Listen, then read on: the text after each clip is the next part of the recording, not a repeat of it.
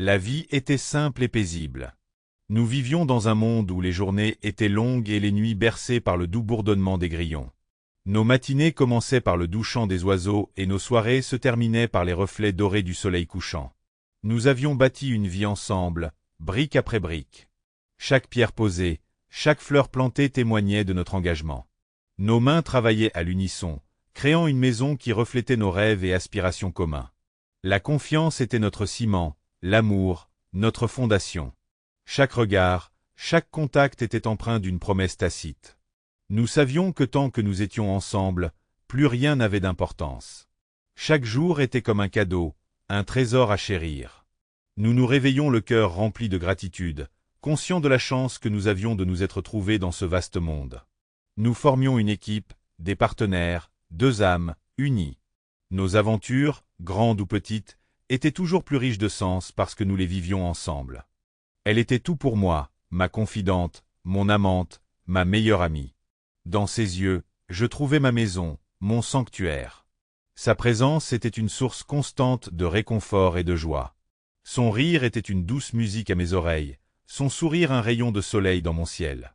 Chaque instant passé avec elle était une mélodie, une symphonie d'amour et de bonheur. Nous partagions des secrets, des rêves, des souvenirs de toute une vie.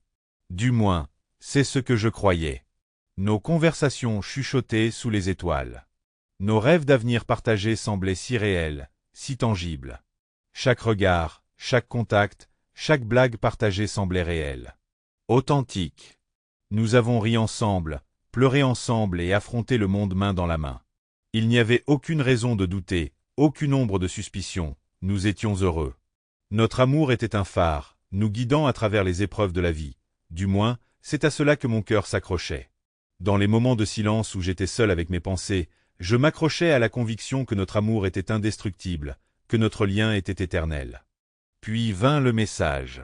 Un texte destiné à quelqu'un d'autre. Une seule fissure dans les fondations de notre vie. J'ai ressenti un frisson, un tremblement dans mon âme. C'était impossible. Déni, colère, confusion. Les émotions m'envahissaient vague après vague. Mon monde, autrefois illuminé, était désormais plongé dans les ténèbres.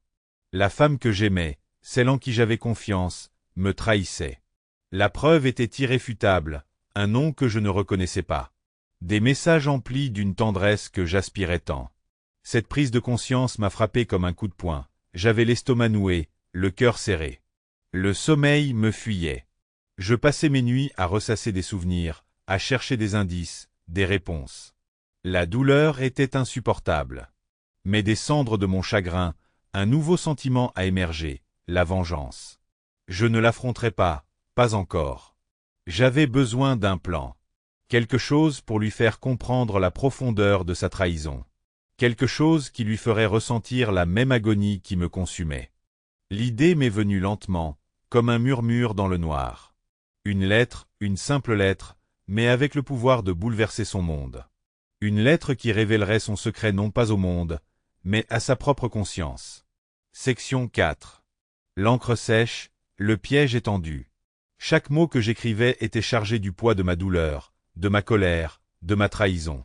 Chaque trait de plume était une délivrance, une effusion cathartique d'émotions trop longtemps refoulées. Le jardin dehors semblait si serein, contrastant fortement avec le trouble qui m'habitait. Je déversais mon cœur sur la page, détaillant la profondeur de sa tromperie. Le café où j'étais assis grouillait de vie, et pourtant je me sentais isolé, absorbé par les mots que j'écrivais. Le lac tout proche reflétait mes sentiments, calme en surface mais aux profondeurs cachées. Mais la lettre n'était pas seulement une accusation, c'était un miroir. Un reflet de la personne qu'elle était devenue et de celle que j'avais perdue. C'était un douloureux rappel de l'amour d'autrefois, et de la trahison qui le remplaçait désormais. J'ai écrit sur l'homme qu'elle était, la femme que je croyais connaître, les souvenirs de nos promenades au parc, les rires partagés et les rêves que nous avions construits ensemble ont envahi mon esprit. Chaque mot était un témoignage de la vie que nous avions menée et de l'avenir désormais brisé. La femme qui valorisait l'honnêteté, la loyauté et l'amour. La femme qui, autrefois, apportait la lumière dans ma vie, qui jouait avec les enfants au parc et nourrissait les canards près de l'étang. Elle était un phare de joie et de chaleur, désormais remplacé par les ombres du mensonge. La femme qu'elle avait trahie, celle qui marchait désormais seule, perdue dans ses pensées, méditant sur ses choix. La forêt et la rivière étaient ses compagnons, témoins silencieux de sa solitude. Je voulais qu'elle voie les conséquences de ses actes, la douleur qu'elle avait infligée, les larmes qui coulaient, la détresse qui assombrissait mes journées et les couchers de soleil qui n'apportaient plus de paix. Chaque instant me rappelait la perte que je ressentais. La lettre lui était adressée, mais je savais qu'elle ne lui parviendrait pas directement. C'était un message destiné à persister, à hanter ses pensées, comme il avait hanté les miennes. Le facteur, la boîte aux lettres, n'étaient que les intermédiaires de cet échange douloureux. Je l'ai glissé dans une enveloppe, son nom griffonné dessus d'une écriture familière. Le fait de le sceller semblait définitif, comme clore un chapitre de nos vies. Son nom, autrefois source de joie, était désormais symbole de chagrin. Je l'ai laissé sur notre table de chevet, telle une bombe silencieuse prête à exploser. La maison, avec son unique lumière allumée, était le témoin de notre relation brisée. En m'éloignant, je savais que l'encre avait séché et que le piège était tendu. Section 5, panique dans ses yeux, l'impact de la lettre. J'observais de loin, le cœur lourd d'impatience, l'air chargé de tension, et je pouvais presque sentir le poids de la lettre dans mes mains. Le subtil changement dans son attitude à la vue de la lettre était indéniable. Ses yeux s'écarquillèrent et ses lèvres s'entr'ouvrirent légèrement, comme pour parler, mais aucun mot ne sortit. Son visage se vida lorsqu'elle reconnut l'écriture. C'était comme si l'essence même de son être avait été aspirée, ne laissant en elle qu'un fantôme de son ancienne identité. Le tremblement de ses mains alors qu'elle lisait les mots qui révélaient son secret était presque imperceptible. Pourtant, il en disait long. Chaque mot semblait blesser plus profondément, démantelant la façade qu'elle avait si soigneusement construite. Ses yeux parcoururent les alentours, cherchant une échappatoire, une explication. Mais il n'y en avait pas. Les murs semblaient se refermer sur elle, et le sol sous ses pieds semblait instable. La vérité était dévoilée, noir sur blanc. Impossible de la nier, impossible de la fuir. La lettre était un miroir, reflétant sa véritable nature. Sa panique était palpable, preuve tangible de sa culpabilité. C'était comme si la lettre avait anéanti toutes ses défenses, la laissant exposée et vulnérable. Elle m'a confronté plus tard dans la journée, la voix tremblante d'un mélange de colère et de peur.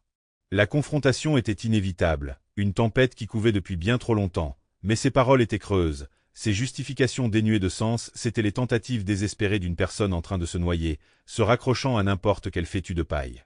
La lettre avait rempli son rôle, elle avait révélé la vérité, brisé les illusions et anéanti le doute.